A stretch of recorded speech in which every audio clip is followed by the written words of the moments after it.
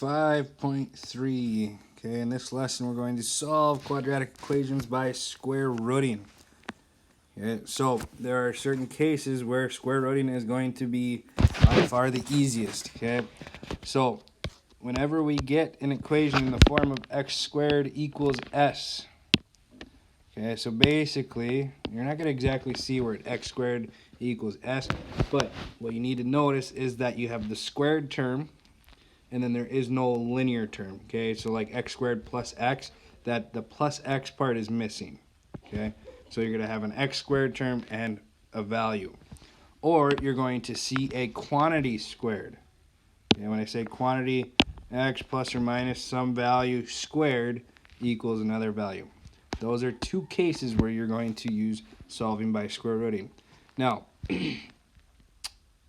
so your steps are to get it in that form of whatever squared term is equal to the value, and you're going to take the square root of both sides, okay, and then continue solving if necessary. When it says continue solving if necessary, is simplifying our radicals, okay, or our square roots. Now, so here, let's go ahead, let's simplify a few. When we get the square root of 500, again, you're going to break it down into its factor tree, okay, so I know I can do 5 times 100, okay, and if I go again further, 100 breaks down into 10 times 10. And for square roots, we're looking for pairs. Okay, so in this case, you're going to take out a 10 out of the radical, and these 5 stays inside. So that would simplify to 10 root 5. Now, when multiplying two radicals, okay, so this is saying 3 times the square root, 3 square root of 12 times square root of 6. We would multiply these, what's inside the square root. Okay, so 3 times the square root of 12 times 6, which I can break that down. Okay, all I'm really going to do is just do a factor tree for 12. Like 12 we can break down into 4 times 3, 2, 2. So I'm going to say 3 times 2 times 2. 6 I can break into 3 times 2. Okay, and again, looking for pairs, there's a square, there's another pair. So we can bring out, there's the original 3 on the outside. We can bring out a 3 and we can bring out a 2. And a 2 is left on the inside. So which you multiply that out, 18 square root of 2. Okay, or if it's easier for you, okay, that 12 times 6, you would multiply that out and then do your factor tree. We did the factor tree just a little different way. So here, we cannot have a fraction inside of a radical or a square root. Okay, so the way we take care of that is we're going to split it up. Okay, and the nice thing about this one, the numerator simplifies. Okay, square root of 25 is 5. But then the other thing here is we cannot have a radical in the denominator. So we're going to do what's called rationalize the denominator. So we're going to multiply by the square root of 3. Okay, so if I multiply top and bottom by square root of 3, I'm really just multiplying by 1. But if I do that to the denominator, okay, 5 square root of 3 on top, square root of 3 times square root of 3 is square root of 9. And square root of 9 is 3. Okay, so we're getting rid of that fraction inside of the radical, and then we can't have that radical in the denominator, so we have to multiply by that. Okay, same idea here. Split it up. And then rationalize by multiplying top and bottom by square root of 11. Okay, so in this case, square root of 22 over 11. All right, that's just some simplifying of radicals. Now, let's actually get to solving. Now, again, when you're looking at this, you're looking for, okay, I see an x squared. I don't see any x terms or linear terms, so this is a case where we can do solving by square rooting. Now, the first goal was to get the x squared by itself. So we need to get x squared by itself. The first thing we're going to do is we're going to add that 30 over. So then we're going to end up with 5x squared is equal to 100. And then finally divide by 5. So we get x squared is equal to 20. Now that we have the squared term by itself, this is when we're going to take the square root of both sides. Now, there's one thing. Okay, square root of x squared, that's x. Square root of 20. Okay, whenever we are doing in the process of solving, it's always going to be plus or minus. Again, it's only when we're in the process of solving though. Okay, and square root of 20. Now, we're going to simplify that square root of 20 so you can break down into your factor tree. We got 5 times 4, 2 times 2. We got a pair, so we can take those 2's out. So x is equal to plus or minus 2 square root of 5. Because remember, for a quadratic equation, there will always be 2 solutions due to the degree being 2. All right, now for the next one, okay, x minus 2, that quantity is being squared, so that is what we need to get by itself before we square root. So when we're doing this one, I got to get rid of that 1/2. In order to do that, we're going to multiply both sides by 2, because 2 times 1/2, that becomes 1. So we got x minus 2 squared is equal to 16. This is the point where we square root. So we got our quantity that is being squared by itself. Then x minus 2 is equal to, and again, we're in the process of solving an equation. So plus or minus the square root of 16. So that x minus 2 is equal to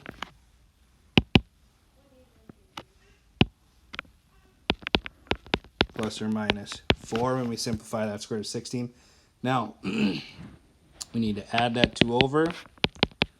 Now, a lot of people will say x is equal to plus or minus 6. Here's the problem with that. Okay, what we're saying right here at this moment is x minus 2 is equal to positive 4, and x minus 2 is equal to negative 4. Okay, so if you are going to just add that 2 to the 4, write these two things out. Okay, it's really representing two different equations, because then I add 2, x is equal to 6, x is equal to negative 2. If you add 2 here, you need to remember that that plus or minus 4 is representing two numbers. So it's 2 plus or minus 4. Okay, and really, so again, this is saying 2 plus 4, which was what we did, and 2 minus 4, which is what we did here. Okay, and then again, you would simplify that. 2 plus 4 is 6, 2 minus 4 is negative 2. So do not make the mistake of just saying plus or minus 6 in that case. All right, so moving on. Again, there's no x term, so we just have x squared in numbers. So we're going to get our x squared by itself. First step, in order to do that, we're going to subtract that 3 over. We end up with 5x squared is equal to negative 12.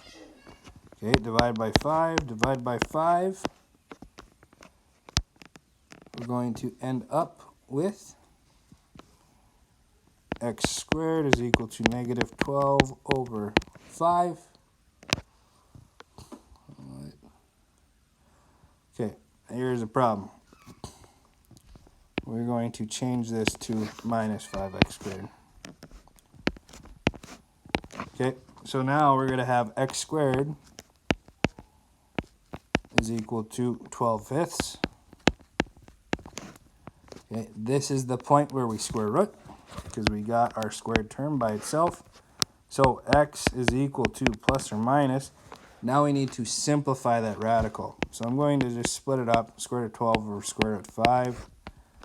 Okay, so we can't have that square root of 5 on the denominator, so we got to multiply top and bottom by that square root of 5. So x is equal to plus or minus the square root of 12 times 5, which is 60, over 5, and simplifying that 60. So we use our factor tree. I would say 2 times 30. I got 2 times 15, 3 times 5. Okay, so we can take out that 2. So x is equal to plus or minus 2 square root of 15, because we just multiply that 3 times 5 again, over 5. Okay, again, don't forget the plus or minus. Okay, we are solving a quadratic, so we should have 2 solutions.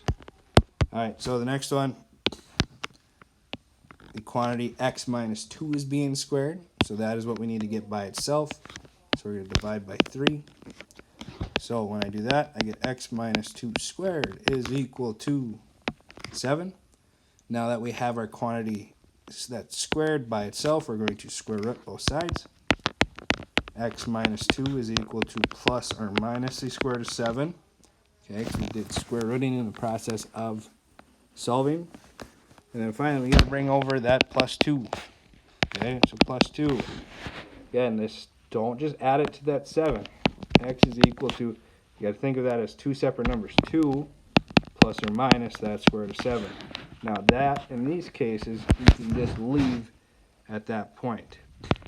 Okay. Another way you could have wrote that is x is equal to plus or minus the square root of 7 plus 2. Okay, just flip-flopping it. I would prefer to see it in that method, though, or in that range. All right, so the next one.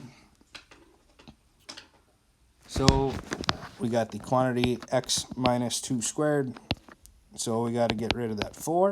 So minus the 4. Then we're going to have 7 times x minus 2 squared is equal to 21. Okay, we don't have our quantity squared by itself yet, so we have to divide by 7. So I'm left with x minus 2 squared is equal to 3. This is the point where we square root. So then once I square root that left side, it just leaves me with x minus 2 is equal to plus or minus, because we square rooted again in the process of solving, is equal to 3. And then finally adding that 2 over, x is equal to 2 plus or minus the square root of 3. All right, so for the next one, okay, I see x squared and just values. There's no linear term. So I need to get that by itself. So subtracting that 4 over, we got x squared over 12 is equal to 2. Now in order to get rid of that 12, it's x squared divided by 12. So the opposite of that is to multiply by 12. So I'm left with x squared is equal to 24. This is the point where we can square root, because our squared term is isolated. So x is equal to plus or minus square root of 24, which we can simplify to 12, to 6, to 3. Okay, so I can take out a 2, and there is 6 left inside. All right, so that was solving by square rooting.